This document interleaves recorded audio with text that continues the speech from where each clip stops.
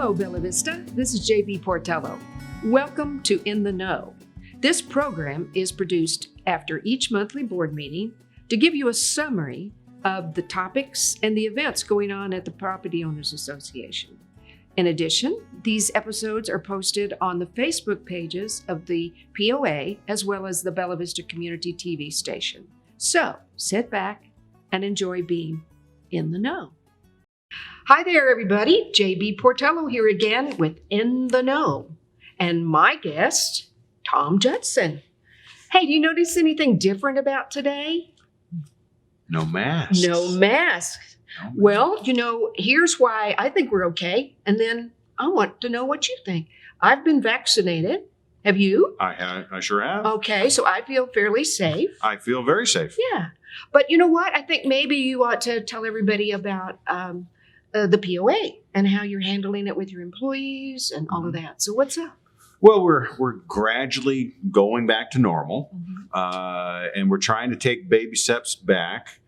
So recently, as of the beginning of the month, we said that our employees no longer have to wear a mask, but they are required to carry a mask with them at all times. And if anybody asks them, a fellow coworker, a member, or a guest, if anybody asks them to wear a mask, we're asking them to put on. Yeah, So if I ask you, I got mine one with me right now, just in case. All right. But I think people are feeling a lot more comfortable. Yes. And I think that's great. And we're gradually moving into it. We sent out a notice. So far, it's been positively received. We have a lot of property owners and they have a lot of different opinions, but it's very evenly split.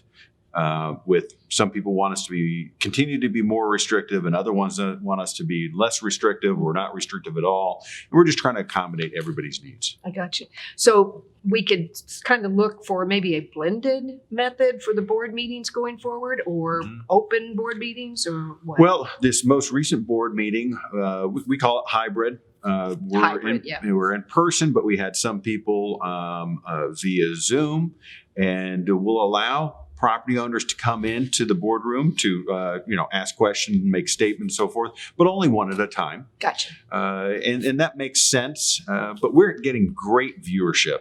Yes. On our, just on people watching it. We're getting 300 and 400 per meeting. If you recall, several years ago, we'd get 10 people in the boardroom, right. 10 guests. So when we're in the 300 and 400 range, that's outstanding. It really is. It really is. All right. So let's go on to one of my faves, celebrating success. What happened? So the first one, it was Shonda Rocher. She's on our accounting. She's on our accounting staff, and she did an outstanding job helping one of our property owners who had recently lost their spouse, and to help her through that process was just outstanding. So Shonda, great job. I mean, she just did an outstanding job in helping this property owner out.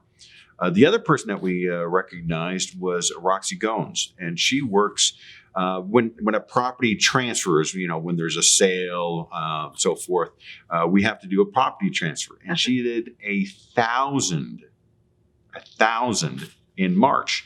And she had a hard deadline because we wanted to get all of them done before the end of the month so those people could participate in the election. Yes. So she worked tirelessly to make sure she'd get it done. And 1,000 in a single month is wow. Yes. So rock star. Roxy the rock star. That's right. Roxy the Riveter. All right. So, Tommy Lee did a really magnificent presentation at the board meeting on the financial status of food and beverage. But I think you have some even better news. So he did a great job at the board meeting, and we're going to actually do that every single month. We're going to highlight a different department and give the property owners just kind of a taste of how it's going with the different departments. So Tommy led off, but I want to talk about this last weekend. Okay. Because we broke some records. So on Friday at BV Bar and Grill, it was the highest revenue single day ever since we opened. Really? Ever. I mean, Now, we're still kind of COVID-y. Exactly. Now this is restaurant, Yes. a la carte, Yes. and bar. Yes. Highest revenue day. Wow. On top of that, Yeah. Lake Point, highest a la carte / bar revenue day ever. On Friday also. And Highlands Pub and Patio, highest revenue day. Wow. All three of them, highest revenue. Then if you take a step back and you look at the entire weekend, BV Bar and Grill, highest revenue weekend since it opened, all-time record. Same thing for Highlands Pub and Patio, much shorter Well, it just history, opened. much shorter history, Yeah. but that's the strongest weekend. And for Lake Point, the second highest weekend ever. Fabulous. So they're coming out. We're welcoming them. They're enjoying it, and they're having a good time. Yeah. That's such great news. Yeah, it's really good. And on top of that, I know you're going to talk to Daryl Muldoon later on today. Mm-hmm. But in the month of April, our rounds were 1,600 more than last year. What are you doing right, Tom? It's wonderful. Well, all these you activities. got a great team. We got an outstanding team. And all the activities, you're right. So, and I think people maybe a year staying at home, they're anxious to get out and Yeah. talk to people and see things again and live again. Exactly. So I'm glad that it's all working out for everybody. And if you come out, Yeah. always remember, if you come out to a restaurant and you feel uncomfortable, you let the hostess know, Mhm. and they'll make sure that your server has their mask on. Gotcha. Makes sense to me. And we're still continuing with the cleaning, the Yes. intense cleaning and everything. We're doing all that. So Yes. like I said, talked about COVID before. We're easing into it. Gotcha. All right. So I know you have something new that was just approved by the board that's really exciting. Mm-hmm. Tell us about that. So we're talking about the North Star upgrade, but North Star is not the only thing that we're upgrading. But this is a comprehensive overhaul of our system and getting us into the 21st century. We're really behind the 8 ball right now, and we need to upgrade all of our systems. As an example, so right now we have 5 integrated systems, Mm-hmm. 20 standalone systems, Oh, my. and 5 manual systems. Not a formula for efficiency. With the new setup that we're going to, Mhm. that the board has approved, we're going to have 20 integrated systems, not 5, 20. We're going to have 5 standalones because it makes sense to keep those as standalones, and 1 manual. And it's really not 100% manual, so we're using Excel. Yeah. So it's not 100% manual, but it is going to make it so much more efficient, and it's going to be a better experience for our property owners. I think the key thing that I keep on talking about is your membership card, your activity card, your guest passes, they're going to be on your cell phone. It's going to be so much easier because we took a very property owner, a very member-oriented look at the system when we were investigating the system. Mhm. And we're convinced that this is going to make it better for our property owners. Well, I know you spent a lot of effort, and not just in a short period of time. You've been working on looking at this upgrade for a long time, and you had somebody that knew what they were doing to help you make that decision. And I think it's great. So, game changer. Game-changing system. But let me back up. Yeah. So this system, you're right. We brought in an expert in the field to help us. Mhm. We've been working on this project for 6-9 months. We did a thorough due diligence. We didn't look at a 1-hour thing for one application. We did at 6 to 8 hours, 5 different systems, thoroughly investigated it, got recommendations. The previous community I was at uses North Star. So I know people there. I called them up and they talked about it, and we feel very comfortable. So we got multiple bids, of course. So we did the homework to make sure we're making an informed decision because it's an expensive purchase. Yes. And we wanted to make sure that our membership felt comfortable in the decision making. And we had to make adjustments to our budget. The board was like, nope, you got to pay for this out of our budget. We're not going to expand your budget to allow you to purchase it. So we had to come up with savings to make it work. And I was pleased the board went 9-0 in favor of it. And so, but they put the screws to us. They made sure that we did our homework and that we had done a thorough due diligence to make sure we're making a wise decision. You know what I liked about it?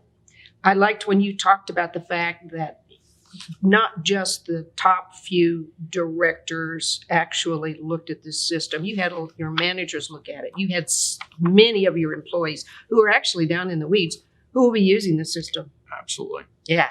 So that's way important because now they own it.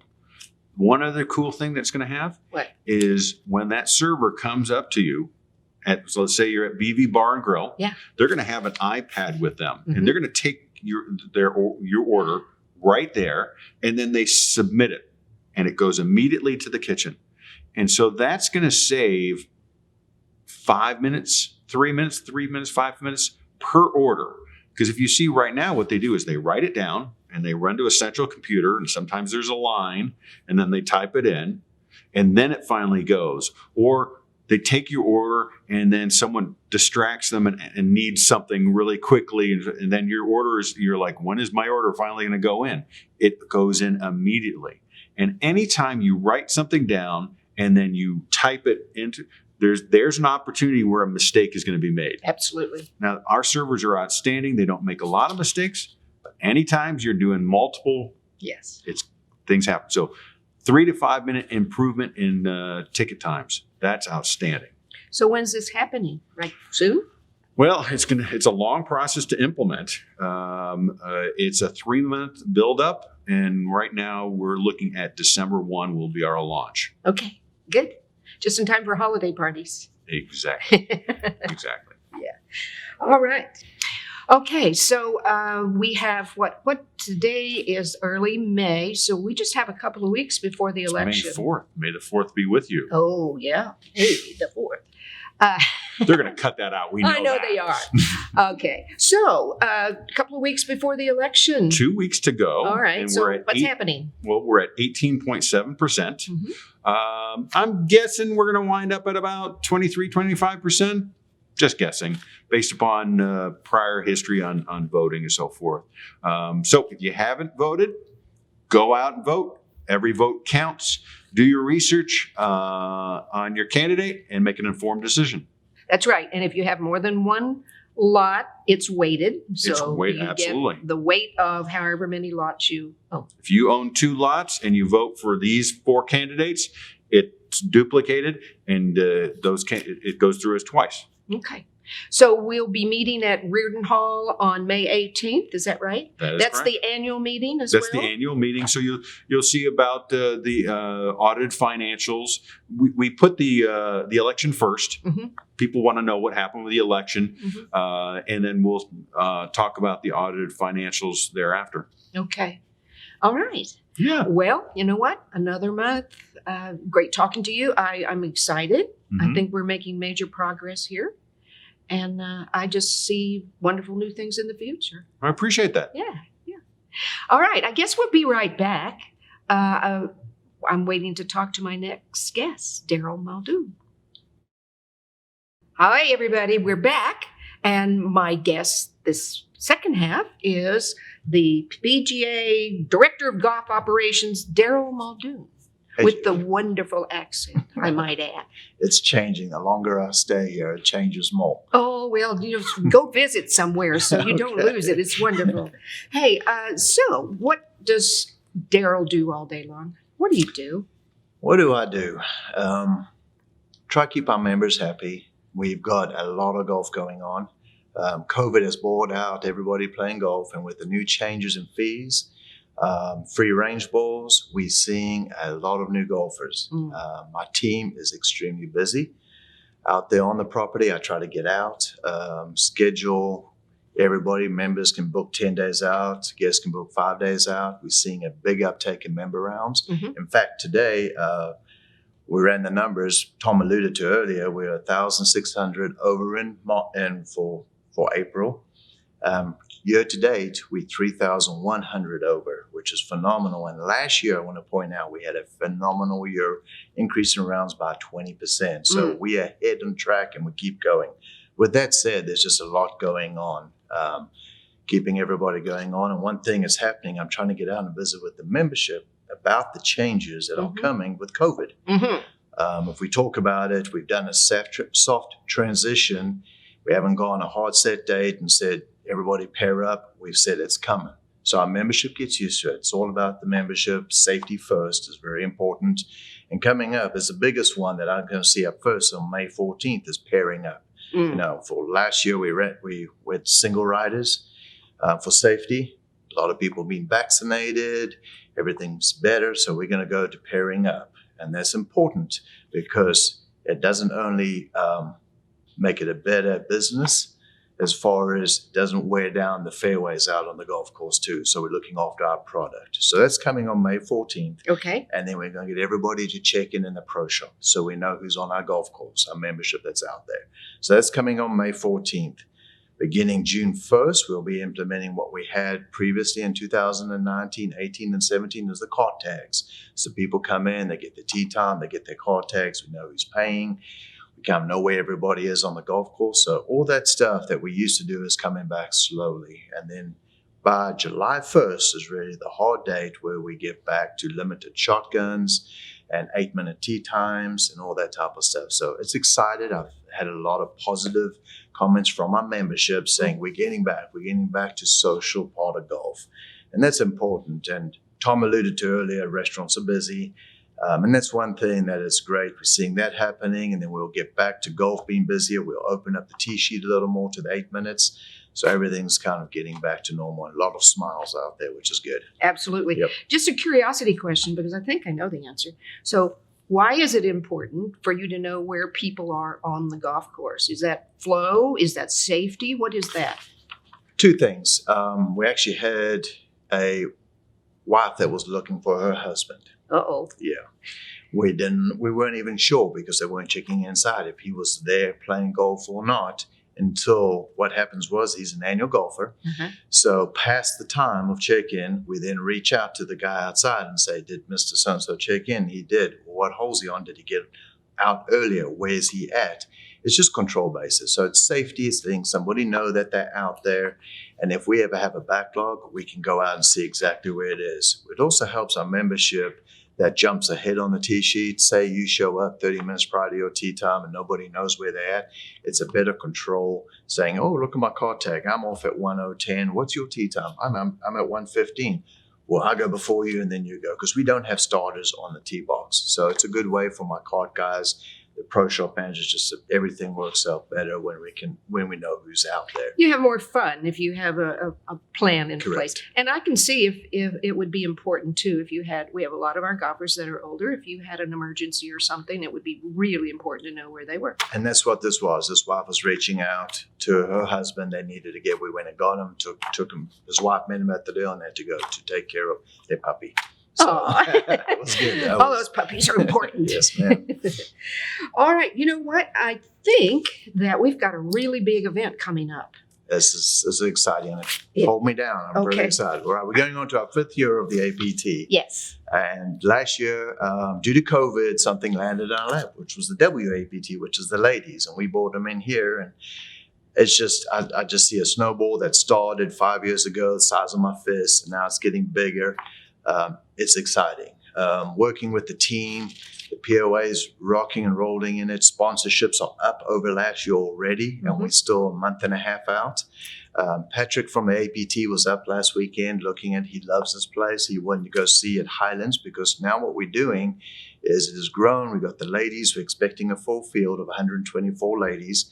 And the guys have 144 professional tours players. So we're going to expand it, and we're going to use Country Club and Highlands, 2 of our tour-tested golf courses. So Patrick came out last weekend, looked at Highlands. He had run an APT there 4 years ago, but couldn't remember it. So he wanted to come and visit. And he came out, looked at it, and goes, man, this is going to be great. So we're going to mix for the first 2 days the men's and ladies pro at both locations, and then they end up back here at the Country Club. Gotcha. But just a shout out to the team. in marketing, Ms. Judy's, we had above on sponsorship from last year. Like I said, everything just keeps going. We got Gary Mertz doing housing out there. We got these tour players are surviving on a very small budget. And they go around playing in these mini tours to make it to the big tours like the Corn Ferry and the PGA, Symetra Tour and the LPGA. And what people don't realize is the WAPT is the start to the Symetra Tour. They get points where they can play on the Symetra Tour. So this is where they start out of college. And you remember last year we had Maria Fossey that won it. Yes. The first tournament win as a professional in the state of Arkansas, and it was at our location. That's great. It was pretty cool. So there's a lot happening. But this is where these pros start. So any housing that's out there, and I encourage our membership to, if you feel safe, first of all, the tour players are all tested for COVID prior. So they're safe when they come in. They're very respectful. They stay at your house. And you get a following, you build a friendship with them, and you can kind of watch them. So if anybody wants to host, reach out to me or Gary Mertz, and we'll make it happen. But that's coming around the corner on June. We get the dates right, June 21st through the 26th. And I'll be at both locations, as well as we need volunteers. Ruth does a great job recruiting volunteers, and we're looking for a few more. So get the applications on the pro shops, and we'll get out there and help this tour. Get these people started. How are we doing on teams? I know there's a limit. Are we doing? We're doing good on our pro-am team. So on the Tuesday, and this is what makes us so unique. This is where you got to calm me down because this doesn't have very much. But what we have is this is a pro-am. You have 3 amateurs and you'll have 2 professionals, 1 lady and 1 man playing with you. So you're playing a 5-some. So you'll get to see the best of everything, from the men's play to the ladies' play. It's exciting. Right now, we are roughly at 51 teams. Our limit is 60. All right, we get in there. So if the membership, if you want to get in on this, jump in as quick as you can. Get your teams in. It's exciting. It's filling up. And we're going to have to do 2 golf courses. So last year, we only did 1 golf course, and we had around 40 teams. Now we're looking at 60. We're going to split them on both golf courses, and then we'll come back here to have a long drive contest with the professionals, and it's going to be a good time. So I think, I would wonder about this. You don't really have to be a really good golfer to do this. You're just getting an opportunity to play with a pro and learn some things. Correct. To play with the professional, to see what they do. It's a scramble. And Men and women, everybody. We have a mix-up. You get to use the pros drive, which is awesome, and you can include their score in your scramble score. We've got a great goodie bag this year, which is phenomenal. I'm not going to let the secret out too early, but it's pretty cool. So it's filling up fast, and I appreciate the membership for supporting this 5th year, and it's pretty cool. I was here when it started.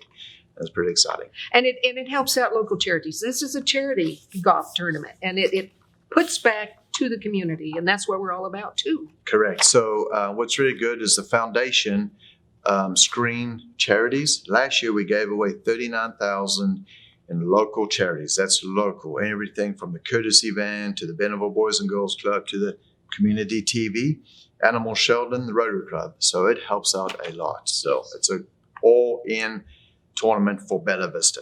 Absolutely. That's great. You know what? You got me excited, and I don't even play golf. Come on, come drive around. All right. I'll drive a cart or something. There we go.